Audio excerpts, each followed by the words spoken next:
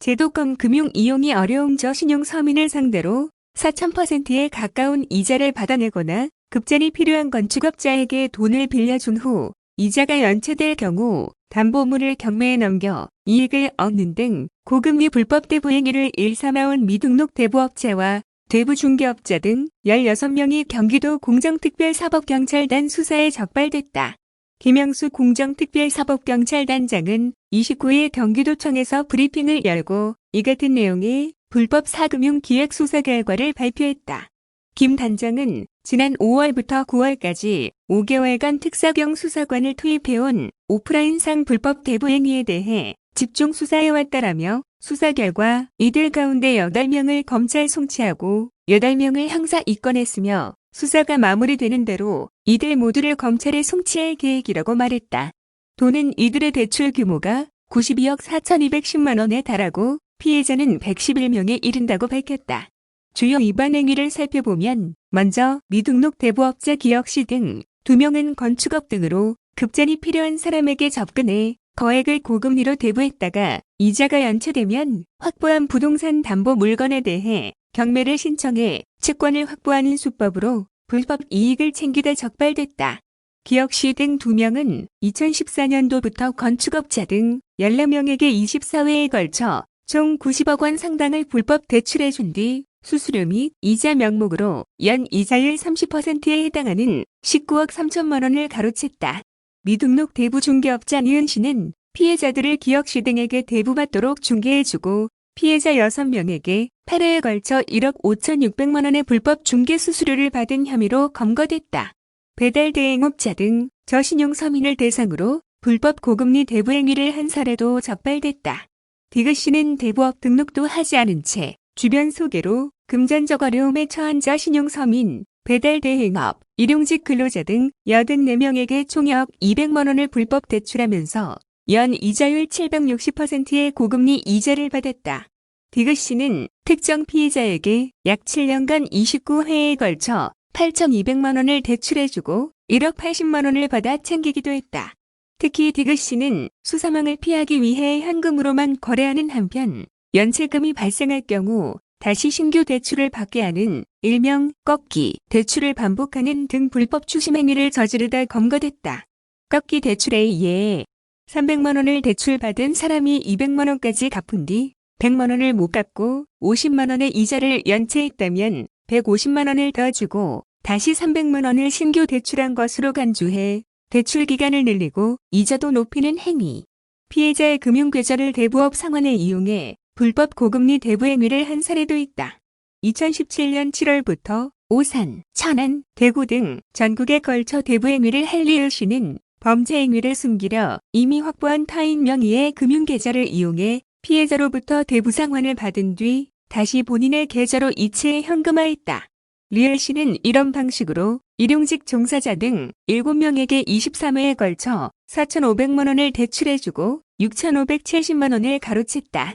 특히 이 중에는 금전적 어려움에 처한 서민에게 접근한 뒤 40만 원을 대출해주고 12일 만에 91만 원을 상환받는 등 연 이자율 3,878%의 살인적인 고금리 이자를 불법으로 받아 챙긴 사례도 있었다. 이 밖에도 특사경은 수원, 평택, 포천, 남양주 등 전단지 살포가 빈번한 지역을 중심으로 미스터리 쇼핑, 수사 기법을 활용, 경기도 전역의 무차별, 불법 광고 전단지를 살포한 7명을 현장에서 검거하고 이들로부터 불법 광고 전단지 24,000매를 압수해 불법 대출 행위에 사용된 전화번호를 모두 차단 조치했다. 김영수 공정특별사법경찰단장은 코로나19 사태가 장기화하면서 영세상인, 서민 등 자금이 필요한 어려운 이들을 대상으로 불법 사금융이 확산될 우려가 있다며 전방위적 집중 단속을 실시해 사회적 약자를 보호하고 공정한 세상을 만드는 일에 계속 앞장서 나가겠다고 강조했다. 한편 도는 대부업을 주로 이용하는 서민층의 금융비용 부담 완화를 위해 지난 6월 금융위원회에 법정 최고금리를 현행 24%에서 10%로 인하하는 법령 개정을 건의하기도 했다. 다음은 부동산 개발업 등록 사업자 실태조사 뉴스입니다. 부동산 개발업을 하며 최소 요건인 전문 인력 2명을 확보하지 않거나 변경된 등록사항을 신고하지 않은 160개 업체가 경기도에 적발됐다. 경기도는 사기 분양, 허위 광고 등의 불법 행위로 인한 소비자 피해를 예방하기 위해 지난 8월 5일부터 10월 23일까지 도내 503개 부동산 개발업 등록 사업자를 대상으로 위법 행위를 조사해 등록요건 미달, 변경사항 미신고 등 위반 사업자 160개소를 적발했다고 29일 밝혔다. 이번 실태조사에서는 부동산 개발업 등록 사업자를 대상으로 준수사항 홍보와 함께 부동산 개발업 등록요건 충족 여부 및 등록사항 변경 발생에 따른 변경 신고 여부 등 준수사항 이행 여부를 중점적으로 조사했다. 조사 결과 전문 인력을 2인 이상 확보하지 않은 것으로 의심되는 21개 업체에 대해서는 등록 취소 절차를 진행하고 변경된 등록사항을 신고하지 않은 139개 업체에 대해서는 모두 6,100만 원의 과태료를 부과할 예정이다. 도는 작년 부동산 개발업법 위반 업체 210곳을 적발한 것과 비교하면 올해 적발업체 수가 감소했으며 이는 부동산 개발업 등록 사업자의 위법 행위에 대한 행정처분 및 재발 방지를 위한 지속적 안내의 결과라고 밝혔다.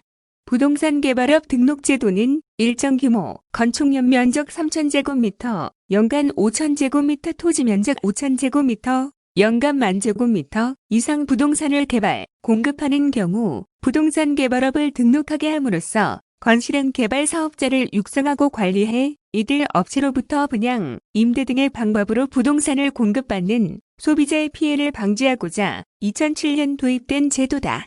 미등록 업체가 부동산 개발업 행위를 하거나 부동산 개발업체가 표시, 광고 위반, 거짓, 과장 광고로 부동산을 분양, 임대 등 공급한 경우 3년 이하의 징역 또는 5천만 원 이하의 벌금을 부과받게 된다. 부동산 개발업 등록 사업자는 전문 인력 2인 이상 상근, 자본금 3억 원 이상, 개인 6억 원의 사무실이 갖춰져야 하고 등록된 업체가 등록 요건에 미달할 경우에는 등록 취소 대상이 된다. 등록업체의 등록 요건이나 등록사항 변경이 있는 경우 변경 발생일로부터 30일 이내에 부동산 개발협회를 통해 도에 변경사항을 신고해야 하며 위반할 경우 800만 원 이하의 과태료 부과나 영업정지 등 행정처분이 내려진다. 다음은 대학교 비정규직 정규직 전환 컨설팅 지원 사업 뉴스입니다. 노동이 존중을 받는 세상, 실현에 앞장서고 있는 민선 7기, 경기도의 도움으로 도내 대학의 비정규직 청소 노동자들이 정규직 전환의 꿈을 이뤘다.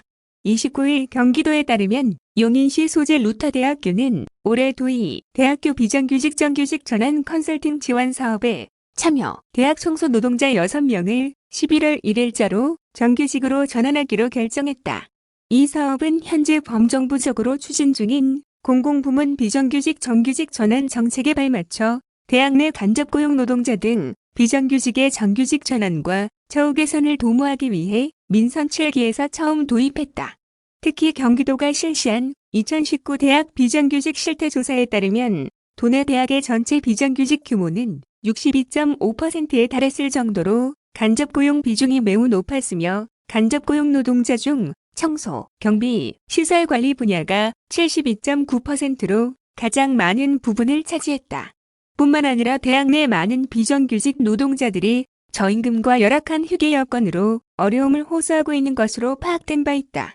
도는 지난 2019년 4년제 대학 실태조사에 이어 올해에는 도내 2, 3년제 대학을 대상으로 실태조사를 실시하고 있으며 특히 올해에는 정규직 전환을 희망하는 대학들을 대상으로 전문 노무사 등을 배치해 컨설팅을 진행하고 있다. 구체적으로 정규직화를 위한 인사, 노무 분야 컨설팅은 물론 간담회 등을 통한 원만한 노사협의, 노동자 및 대학 관계자 대상 노동교육 등 다양한 지원책을 통해 대학 스스로 비정규직을 정규직으로 전환토록 유도하고 있다. 루타드는 올해 9월부터 사업에 참여, 이 같은 도움을 받아 정규직 전환을 결정하게 됐다. 해당 노동자들은 직접 고용 절차 등을 거쳐 오는 11월 1일부터 정규직 신분으로 근무하게 될 전망이다. 도는 이와 관련해 11월 2일 경기도청 회의실에서 대학교 비정규직 노동자 정규직화를 위한 포럼을 개최할 예정이다. 김현삼 경기도 의원이 좌장으로 나선 가운데 루파드의 사례를 중심으로 개선 및 발전 방향을 논의해 대학은 물론 민간 분야까지 정규직 전환 움직임이 확산되도록 유도할 방침이다. 김규식 경기도 노동국장은 루카드의 비정규직 노동자 정규직 전환 결정을 환영한다며 공공부문뿐만 아니라 민간 부문에도 정규직 전환이 확산될 수 있도록 경기도 차원에서 지속적으로 노력해 나갈 것이라고 밝혔다. 도는 대학 내 비정규직 노동자들의 노동권 보장을 위한 다양한 사업을 추진하고 있다. 정책 발굴을 위한 대학 내 비정규직 실태 조사를 실시함은 물론 지난 7월에는 루카드 등 도내 10개 대학과 협약을 맺고 현장 노동자들을 위한 휴게시설 개선 사업을 추진 중이다.